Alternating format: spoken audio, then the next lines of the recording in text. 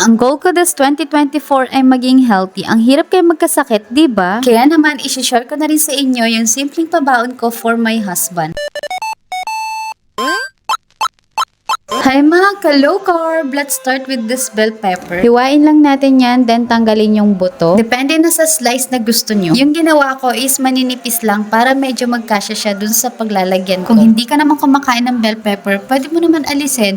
Pero maraming benefits ang bell pepper like vitamin C, vitamin A, fiber, and antioxidant. Ang gamit kong lettuce is yung green eyes, yung pang samgyup. Pwede naman kayong gumamit ng ibang lettuce, depende na sa inyo. Hinugasan ko pala ng mabuti yung mga gulay sa suka. Since naubusan ako ng baking soda. Nag-add na rin pala ako dito ng cherry tomato since babaunin nga to ng husband ko, hindi ko na siya hiniwa-hiwa. Pwede rin kayo mag-add dito ng cucumber kung may available sa inyo. Hindi kasi nakabili yung husband ko kaya hindi na ako naglagay. Then naglaga na rin ako dito ng egg. Slice ko lang siya ng ganyan. Next na gagawin ko is yung dressing ng ating salad. Japanese mayo, depende na sa inyo kung gaano kadami. Tansya-tansya lang yung ginawa ko dito.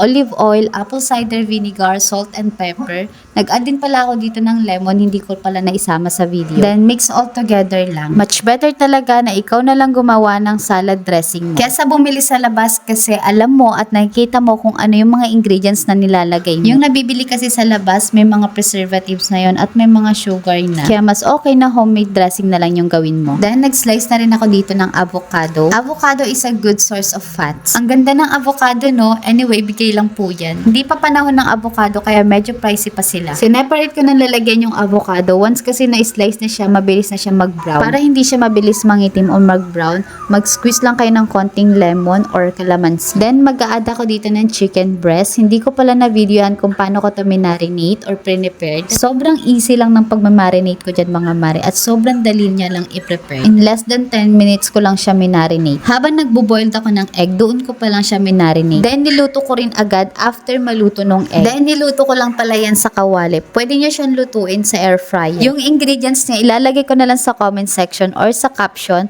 para if ever gusto nyo rin gayahin, ando na yung rest. In less than 20 minutes ko lang pala to pre-prepared lahat. O diba, sobrang bilis lang. Dito ko na lang nilagay sa pinaglagyan ng ham since wala naman akong ibang paglalagyan. Yung pre-prepared kong baon for my husband is nutrient dense na.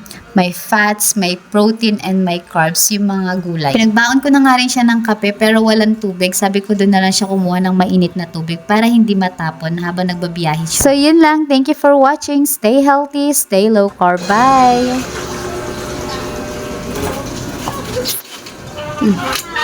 Bye-bye.